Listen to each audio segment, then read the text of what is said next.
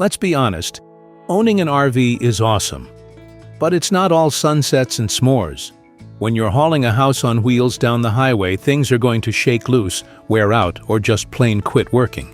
And if you've been at this for a while like I have, you start to notice a pattern. Certain parts of an RV break way more often than others. Some you can almost count on failing at the worst possible moment. I've been through blown fuses in the middle of nowhere, leaky pipes at midnight, and slide-outs that decide they're done moving. Forever. Whether you're brand new to RV life or you've got a few cross-country trips under your belt, knowing what's most likely to break can save you a ton of frustration, and maybe even some cash. So in this video, I'm laying out the 5 things that break most often on an RV. These are the parts I've had to repair or replace more times than I'd like to admit. Let's get into it. Slide-outs are one of those features you don't want to live without once you've had them. They make an RV feel twice as roomy and more like a real home. But here's the downside. They're also one of the most failure-prone systems you'll deal with. Whether it's a motorhome or a fifth wheel, if it has slide-outs, you can bet you'll eventually run into problems. These mechanisms rely on a combination of electric motors, gear tracks, hydraulic rams, on some models, rollers, and rubber seals, all of which are subject to stress every time you hit the road or extend and retract them. A big issue is the sheer amount of movement. RVs bounce and flex going down the highway, and over time, that wears on the slide-out assembly. I've had motors burn out, switches fail, and even entire slide-outs jam halfway in or out. And when that happens, you're stuck. Not just literally, but also possibly at a campground with checkout time looming. Worse yet, if a slide doesn't fully seal, rain can seep in and cause long-term damage. You also have to keep an eye on the seals. If they dry out or crack, not only does moisture get in, but it can also lead to air leaks, making your furnace or AC work overtime. I use a rubber seal conditioner every few months and always check for tears or separation. Another tip is to lubricate the slide rails or arms with a dry lube, never a greasy one. It keeps dirt from collecting and gumming things up. Before I hit the road, I always check the slide-outs for alignment and sound. If it hesitates or makes grinding noises, I stop right there and inspect it. I've learned the hard way that forcing it can bend something or strip gears, turning a minor issue into a major repair. And don't forget to look underneath. Debris or buildup on the rollers can throw everything off. In my opinion, slide-outs are worth the hassle, but only if you stay ahead on maintenance. If you ignore the warning signs, they'll fail when it's least convenient, like during a thunderstorm in the middle of nowhere, or when it's time to leave. Trust me on that one. Plumbing might not be the flashiest part of an RV, but when it breaks, it quickly becomes one of the most frustrating. Most RVs use a mix of flexible PEX piping and plastic fittings, which are great for saving weight and space, but not exactly built like a brick house. Between temperature swings, constant vibration on the road, and pressure surges from city hookups, it's no surprise these systems are a common point of failure.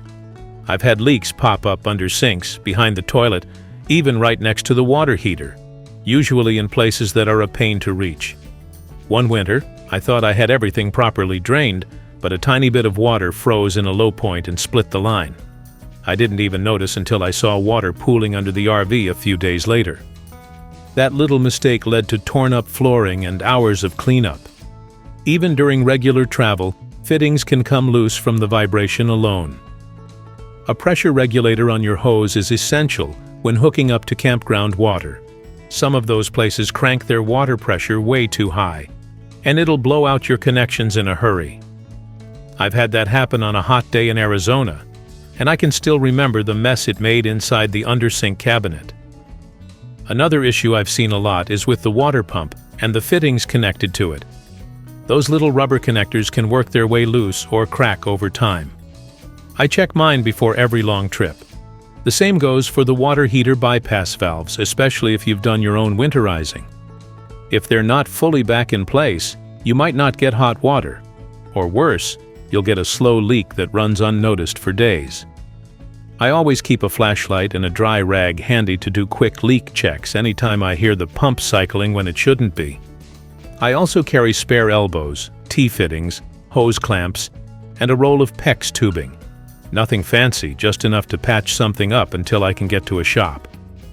If you own an RV long enough, you'll get real familiar with your plumbing system, and probably find yourself crawling into a cabinet with a wrench more than once. The electrical system in an RV is like the nervous system in your body. When it's working, you don't think about it. But when something goes wrong, everything gets thrown out of whack, and trust me, things do go wrong. In fact, electrical issues are one of the most common complaints I hear from RV owners, especially when dealing with older rigs or DIY upgrades. From blown fuses to dead batteries and faulty converters, there's a lot that can, and will, fail over time. Let's start with the basics. Most RVs have a split system. 12-volt DC power runs your lights, water pump, and fans, while 120-volt AC power runs your outlets, microwave, and air conditioner when you're plugged in or running a generator. Between the two systems, you've got fuses, breakers, a converter, possibly an inverter, and usually at least one house battery. That's a lot of components to keep track of. Fuses are probably the most common failure. They blow for all kinds of reasons: power surges, short circuits, or just wear and tear. I always carry a full set of spares, labeled and matched to my fuse panel, so I'm not stuck without lights or water at the worst time. Converters, which charge your batteries when plugged into shore power, also tend to go out unexpectedly. When they fail, your batteries won't charge properly, which leads to low voltage and all kinds of strange electrical behavior. And speaking of batteries, those things take a beating. Whether you're using standard lead-acid, AGM, or lithium, batteries degrade over time and lose capacity. Heat, cold, and overcharging can kill them faster than you'd expect. I monitor mine with a voltage meter and make sure to clean the terminals every few months to avoid corrosion. It's also smart to check the water levels if you're using flooded batteries. Low water can destroy them quickly. Loose connections are another hidden issue. I've had screws in the distribution panel work themselves loose from vibration alone, causing intermittent power loss that took forever to track down. A multimeter is your best friend when it comes to diagnosing weird electrical issues. If you're not comfortable around electrical systems, get a pro to help. But at the very least, know where your fuse panel is and what each fuse does. It'll save you a ton of frustration when the lights suddenly go out in the middle of dinner. The roof of your RV might not be something you think about often, but you should, because it's your first line of defense against water damage, and water is the enemy of every RV. Roof seals and caulking break down faster than most folks realize, especially with exposure to sun, wind, rain, and temperature extremes. Once those seals start to crack or peel, water can start sneaking in, and that's when the real trouble begins. I make it a habit to inspect the roof of my rig every month, especially around roof vents, skylights, antennas, and air conditioning units. These are the common failure points where the caulk or lap sealant can separate from the surface, forming tiny gaps you won't even see from the ground. One small crack is all it takes for water to start seeping in, and you won't notice it until you've got soft spots in your ceiling or the dreaded musty smell of hidden mold. There are a few different types of sealant, and it's important to use the right one for your roof material. I keep self-leveling lap sealant on hand for touch-ups and go over any suspicious areas immediately. I also clean the roof before applying anything. Dirt and old caulk can keep new sealant from bonding properly. Even if you have a brand new RV, don't assume your roof is sealed perfectly. I've seen poor factory jobs that started leaking within the first year. Heat and UV rays cause caulk to shrink and pull away, and tree branches scraping the roof can tear at seals without you even realizing it. If you park under trees or do a lot of boondocking, you'll want to check even more often. Another overlooked area is the transition molding around the edges where the roof meets the sidewalls. That strip is usually sealed with putty or butyl tape under a screw strip and caulked over the top. If the screws loosen or the tape dries out, water will find a way in behind your walls. I give those edges a good once-over during every roof inspection. Bottom line, sealant is cheap, But water damage is expensive. Stay ahead of the leaks and your RV will last a whole lot longer and smell a whole lot better.